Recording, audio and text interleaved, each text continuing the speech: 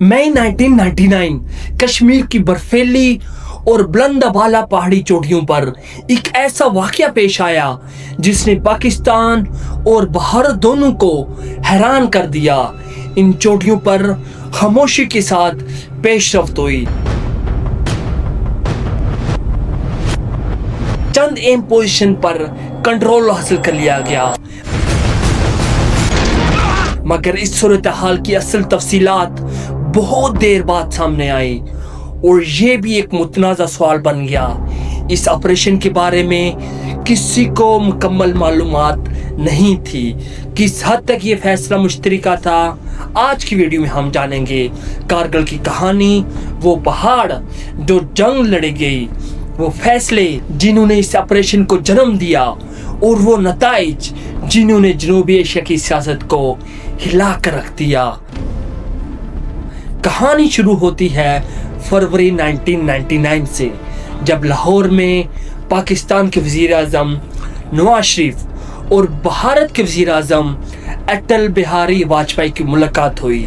इस मुलाकात को अमन और तल्लुकात की बेहतरी की अलामत के तौर पर देखा गया, मगर इस अरसे में कारगिल की बुलंद बाला पहाड़ी इलाकों में अस्करी सतह पर एक अहम पेशरफ्त जारी थी।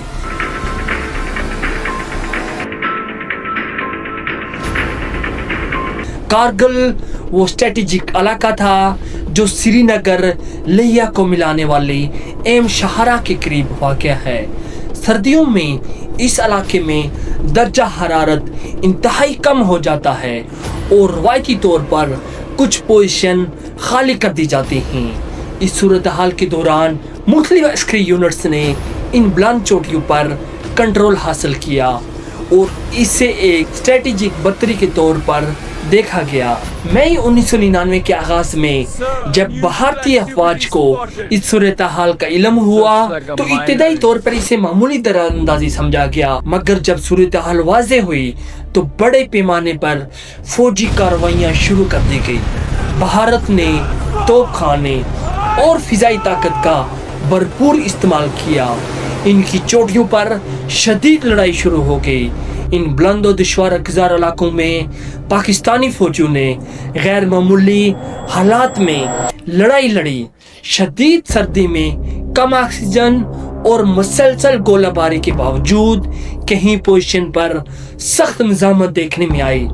इस जंग के दौरान कैप्टन कर्नल शहीद खान ने अपनी बहादुरी के बायस नुमाया किरदार अदा किया और बाद अज़ाइन ने निशाने हैदर से नवाजा गया।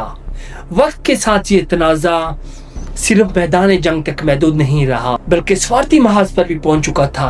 अमेरिका ने इस सूरत हाल पर तशवीश का इजहार किया और पाकिस्तान और भारत दोनों पर दबाव बढ़ता गया। जुलाई 1999 में वाशिंगटन में एक अहम मुलाकात हुई, जहां पाकिस्तान को फौजी इनकलाब में आमादा किया गया। इस फैसले के बाद पाकिस्तानी अफवाज ने इन इलाकों में पसपाई इख्तियार की और जंग का ये मरहला ख़त्म हो गया। कुछ अरसे बाद पाकिस्तान में सियासी और अस्करी सतह पर बड़ी तब्दीलियाँ वाक़ई हुई और एक मुल्क एक नए दौर में दाखिल हो गया। कारगिल आज भी ऐसा बाब है जिस पर मुख्तलिफ नुक्ता नज़र मौजूद हैं। कुछ लोग इसे स्ट्रेटेजिक इक़दामात समझते हैं, जबकि कुछ इसे एक बड़ी गलतफहमी या गलत मज़ामत, गलत हिकमत अमली करार देते हैं। मगर एक बात वाज़ेह है कि इस वाक़े ने पाकिस्तान भारत ताल्लुकात को एक नए तनाव में दाखिल कर दिया। कारगिल के वाक़यात के बाद खित्ते में एतमाद की फ़िज़ा बुरी तरह मुतासर हुई और पाकिस्तान की सियासी और अस्करी तारीख एक नए मोड़ पर आ गई।